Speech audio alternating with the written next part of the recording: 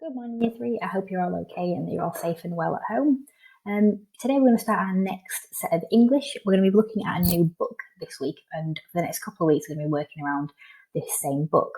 So, the book we're reading is called The Night Gardener. So let's get started.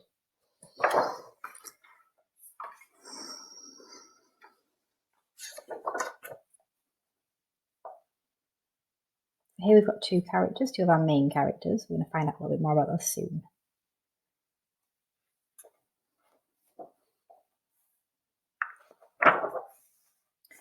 William looked out of his window to find a commotion on the street.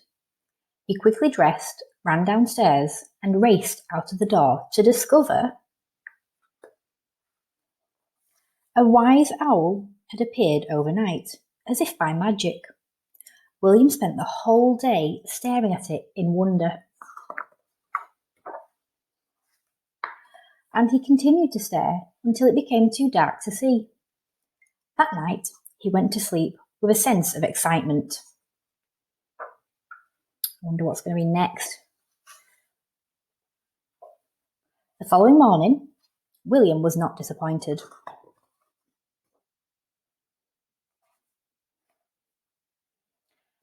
Each day, William discovered a new topiary. Next was a friendly rabbit, followed by a pretty parakeet. And then a playful elephant. With each new sculpture, the crowds grew and grew. Something was happening on Grimlock Lane. Something good. The next day, William dashed out of his home and followed the crowds only to find the most magnificent masterpiece yet.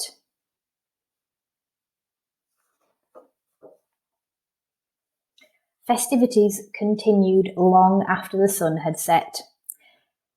As William was about to head home, he spotted someone unfamiliar. Could it be? Followed him to the park. The gentleman turned to William. There are so many trees in this park. I could use a little help. It was the night gardener. Under the light of the full moon, they worked deep into the night.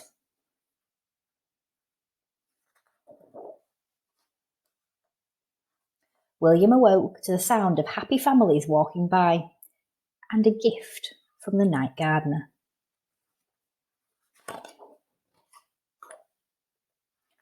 The whole town had come to admire the night gardener's and William's hard work. You can see we've got a giraffe, a dinosaur, a whale, a rhino, and some kind of bear at the front there. Some lovely trees that he's made here. Over time, the leaves changed.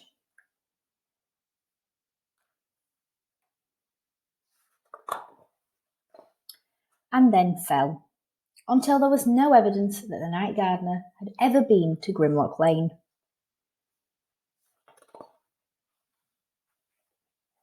But the people of the small town were never the same.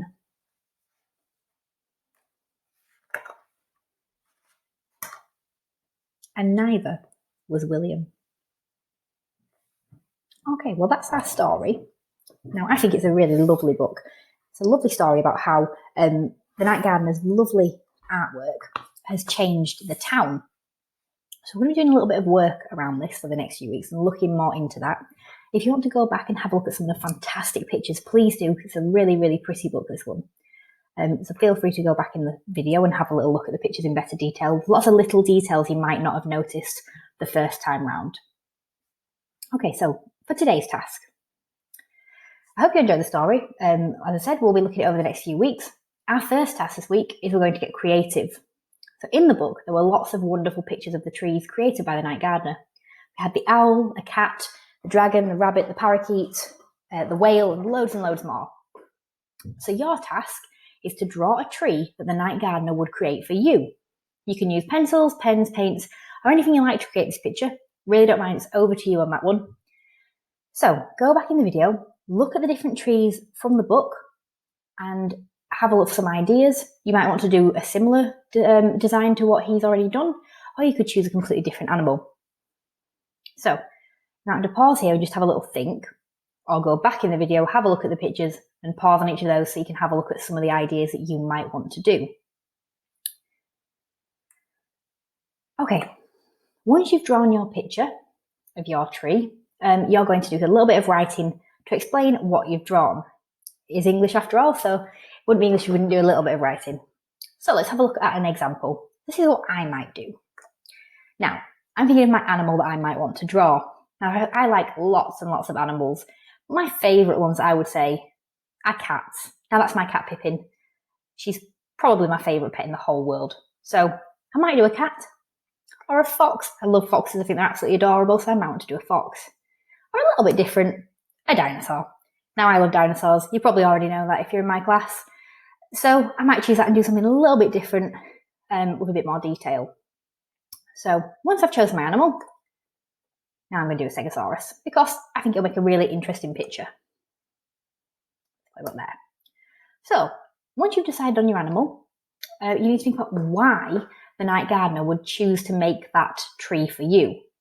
So why would the night gardener make me a stegosaurus tree? Well, I love dinosaurs, so the night gardener would have known to make me a tree in the shape of any dinosaur. However, I chose a stegosaurus because I thought it would make a really interesting picture. I drew 4 tree trunks as a stump, as the legs even, and then made the body from the leaves. I made sure that I included the plates on its back and the long sharp spikes of its tail. So that would be me explaining my picture once I'd drawn my stegosaurus tree.